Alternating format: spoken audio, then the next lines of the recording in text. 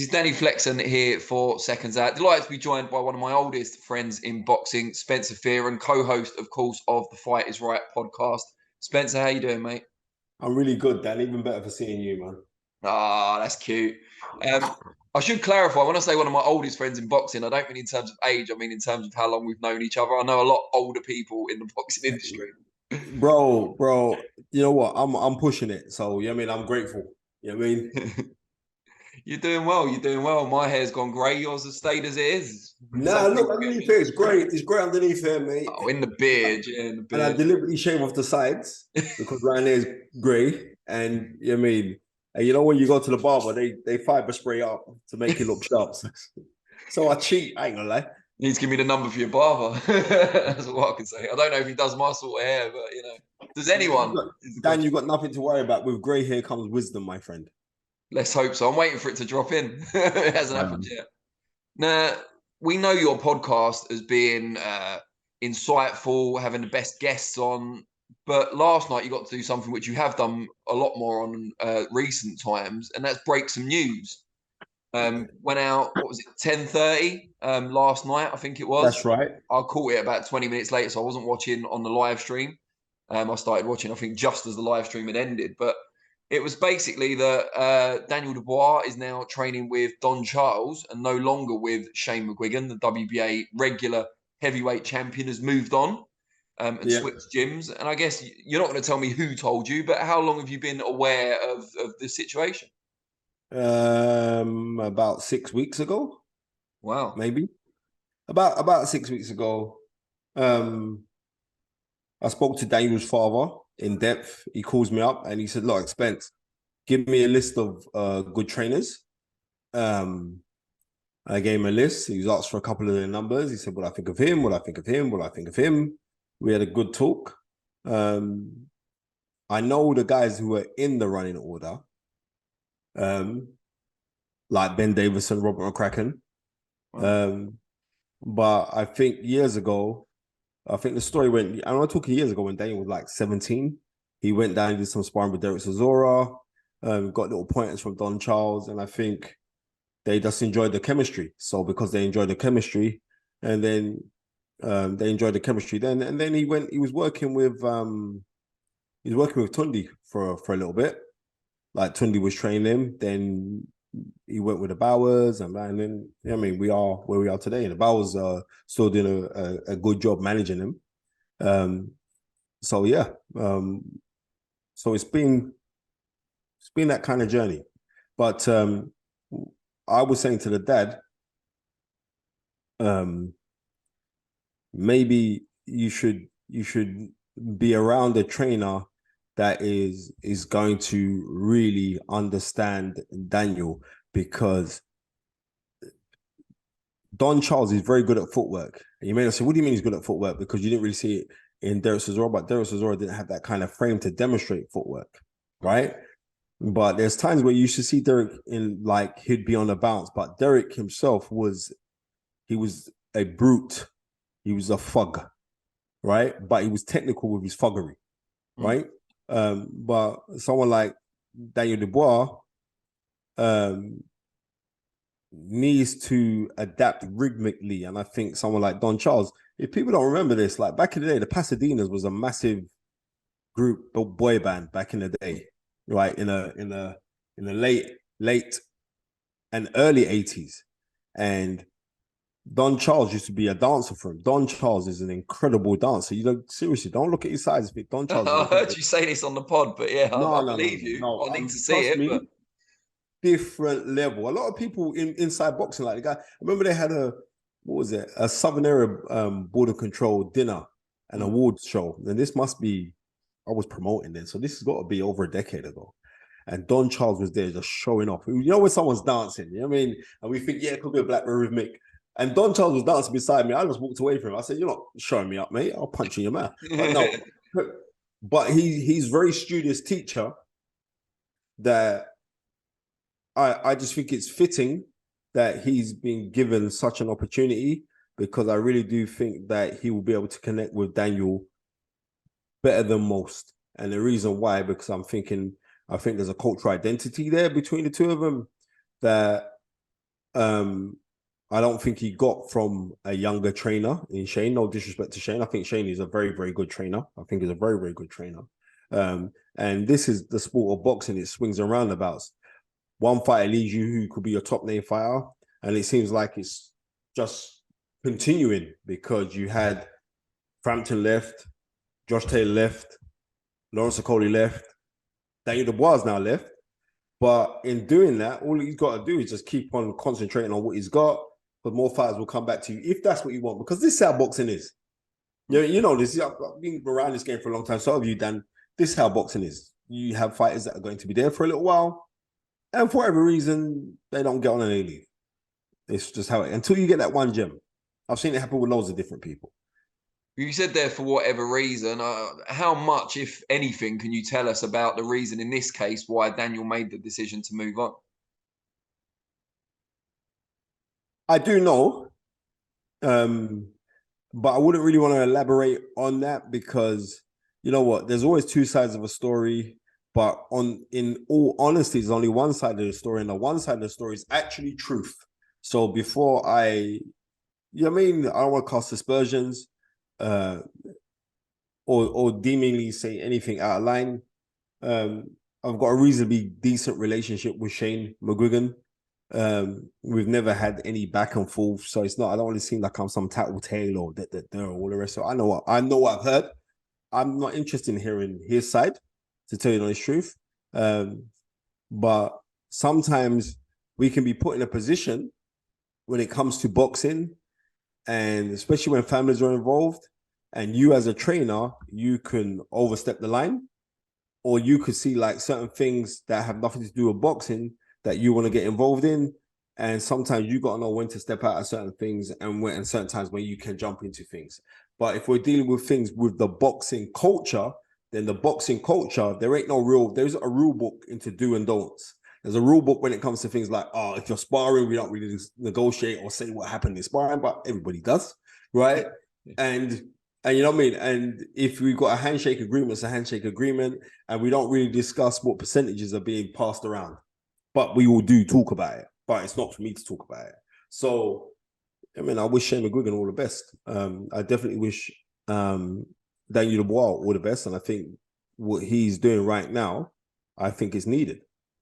And Dubois is still a very young man. He's on to his fourth or fifth, depending on how many you count, professional trainer so far. He's known to have gone to at least 6 different amateur clubs in the unpaid days as well.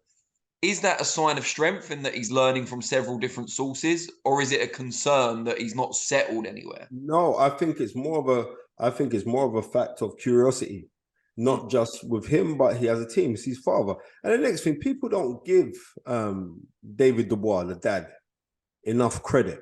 You know what I mean? I think he's got 11 children. He's looked after all 11 of them. He's the one that's raised all of his children. I think there isn't a lot of credit that's given to him. He's like kind of like a Joe Jackson of boxing, right?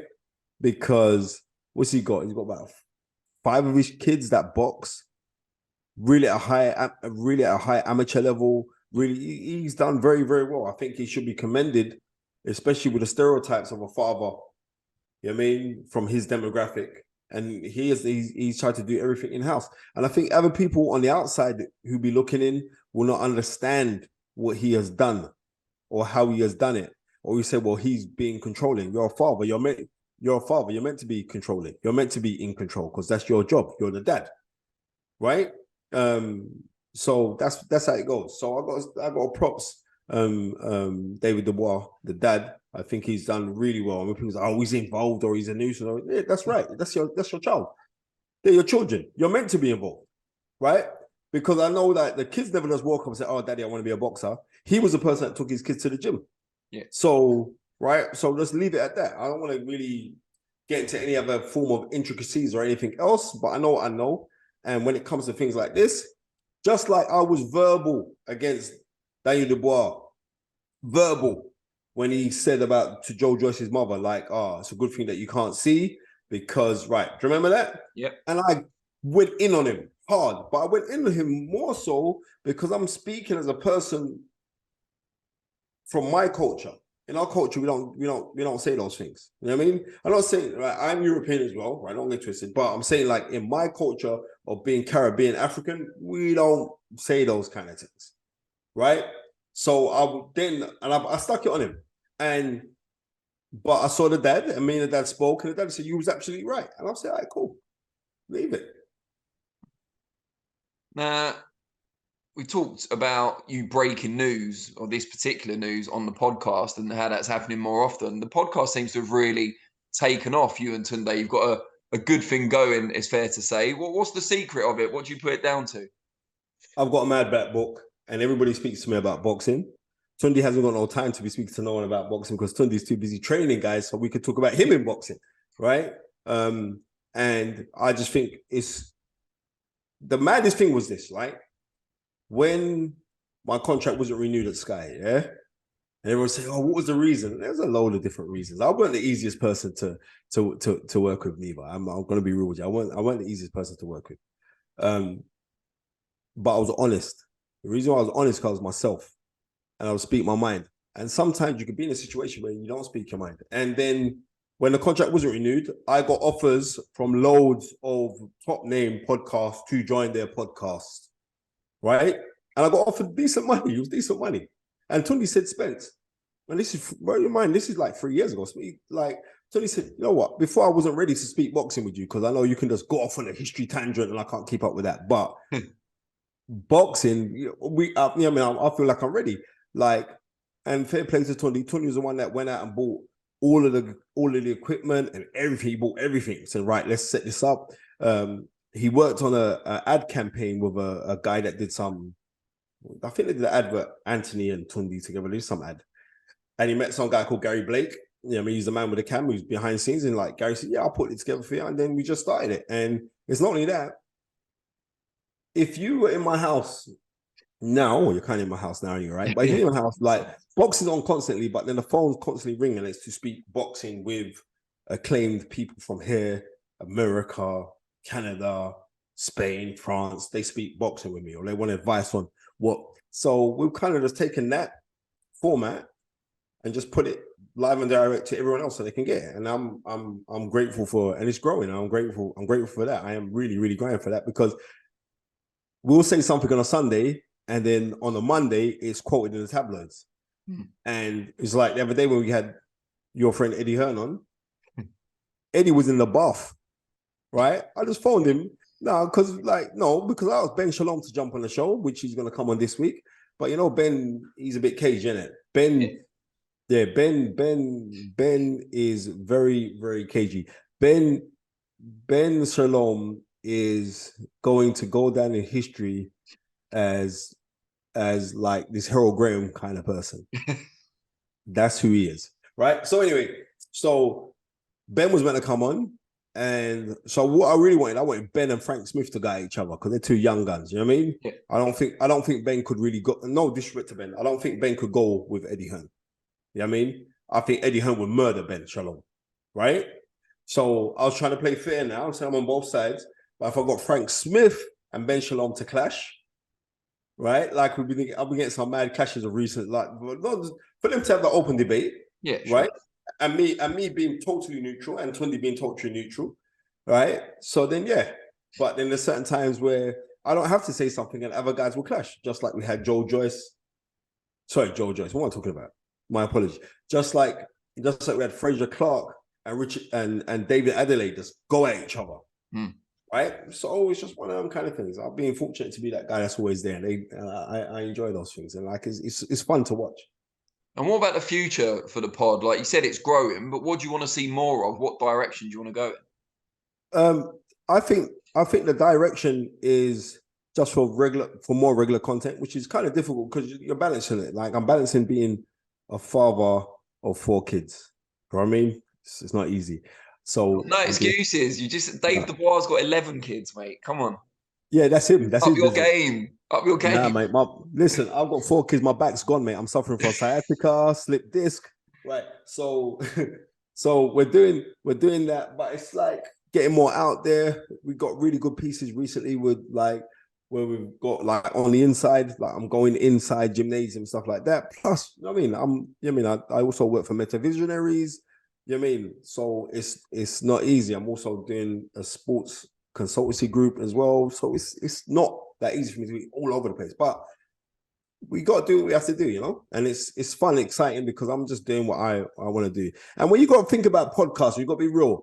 The podcast thing a decade ago, 11 years ago, wasn't like how it was. And I was doing, at the time when I was doing Toe to Toe on Sky, that was the highest rated boxing podcast in the world. I've seen the stats, seen statistics of what it was getting. It was nuts. It was ridiculous. I'm grateful for that because it gave me my platform. But at that time, I was managing and promoting. So I was always being on the inside. So it's nice when I see other guys who are coming through now, they're coming to me for advice and they're losing me as their advisor. And they think, well, Unks, Woody. And I usually have to take offense when they call me Unks, but now I'm taking it. You know what I mean? Come on, man. I'm 50 at the end of the year. So when guys in the fraternity who come to me on a regular, like what fight should we study or what, it means a lot. So we just take that from another level. Plus, I got Tunde there, who is just two mates going at each other, and people are getting a different perspective of this thing. Let me just ask you finally. You said there about you used to feel disrespected when guys called you unks. Now you're filling that role. When you were coming up as a boxer, or when you started promoting, who did you call unks? Who were your advisors? Who were your mentors? You know what?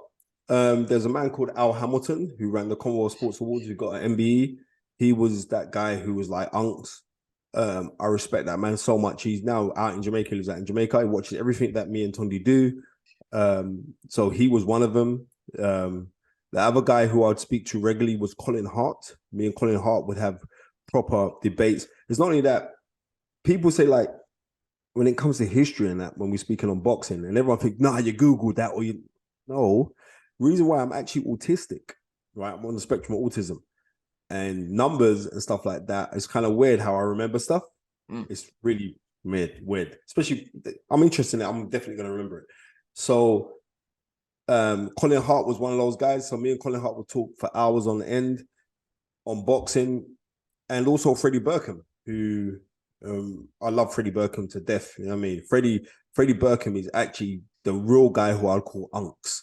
You know what I mean? He was like a big uncle to me. I love Freddie Burkham emphatically. He's such a beautiful human being. So Freddie Burkham was one of the guys as well, who were like the older guys.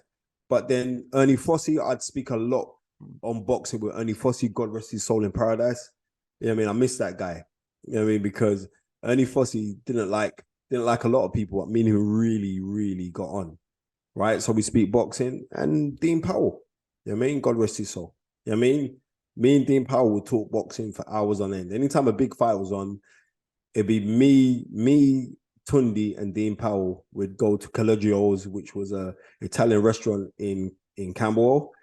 Like the night after, on a Sunday, we'd go out to eat once a month. That's what we do. We do that religiously. We did that for about 5-6 years. You know what I mean? Until unfortunately he passed. So I've had loads of people. You know what I mean? And like what people need to realize in boxing actually a family, right? And like all families, you have disputes and you have arguments and all the rest of it. But we have a love, not for each other, but we have a love for the common denominator. And the common denominator is actually boxing.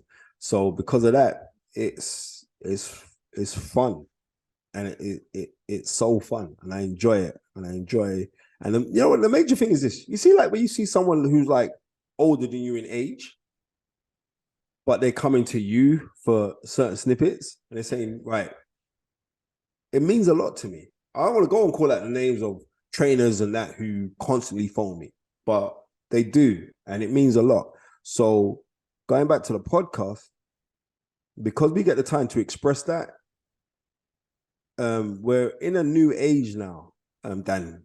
And I think you realize we're in a new age where you'll get people, young people who get into companies, but they won't hire experienced people in there because experienced people know way more than them. They hire people that know less than them. So therefore, then people that hire less than them know less than the people, way less than the people who are experienced. This is what we're seeing. Just like the other day in the passing of Eric Guy, right? And and everybody knew Eric Guy. Yeah, and it wasn't like you didn't like him. You just couldn't take him all the time. You know what I mean? This is the truth. You could, I'm not talking ill of the dead. You just couldn't take Eric all the time. You're like, oh, for crying out loud, right? This is Eric Guy. But this is somebody who I grew up with as a kid, who you'd buy your videotapes from when fights were on. And it's like, well, Eric's actually gone. And it was like, and Eric fell in hard times. I'm not speaking ill. He fell in some certain hard times. And there were certain people in the community that I know who helped him. You know what I mean? I'm not going to big up my chest and say, oh, I did this and I did that, but I know what I did. I know certain people who did help him. You know what I mean? They feel embarrassed to say that they did help him, but I know Joe Gallagher was one of those that did help him. I know Tunde was one of them that helped him. I know I was one of them that helped him, but with help, right? But he'd turn up at boxing shows, right? And to this young generation, they're looking at this guy with a balding head and everything. I was like, who the hell is this? We don't. Do you get what I'm trying to say to you? Yeah. Right? Because they don't know, because they don't talk like who's who from who's who. Do you know what I mean? It's like one of them kind of things like back in the day. I remember back in the day when I said, oh yeah, I used to turn up at nightclubs when I was young and I had to tell people who I was. You know what I mean? I don't go nightclubbing now, but I know that's not the case now. I don't. You know what I mean? People know who I am now, right? It's one of those kind of things. And because the world is changing, you're meant to change with it. But you know, there's a saying, like, if you cannot change people, then change your environment, change your situation. But those kind of things, when you know, like somebody who has given so much to boxing and love this sport, like Eric Guy, and then you're getting these young kids now who don't know no one for none. You know what I mean? You know what I mean? They're on the arse from the elbow. And so someone like him would turn up, like he tweeted something like he turned up at a matchroom presser and he wasn't allowed in. But he said it was really nice. I remember he tweeted, he said it was really nice, but they didn't let me in, right? And that's because these young kids don't know who's who from who. There's certain people that you're meant to give a blight to and say, like, well, we have to salute you. You come through. And unfortunately, we haven't got that now. So you ain't no one now. And I've seen this happen. This is what boxing does. I mean, this is what boxing does. I remember when, sorry to keep on dragging on me, but I remember it was July of 97, right? July of 97, I believe. And it was David Starry versus Dean Francis for the British title at Wembley. I remember that because Danny Williams was on the undercard. He knocks out Roger McKenzie. I believe it was Roger McKenzie or Michael Murray, one of the two. Anyway, but I think Dean Piffy boxed on the undercard, right? And we turn up. I think he did, but I know it was one of Charlie Maguire's fights, and Charlie was like my first pro trainer.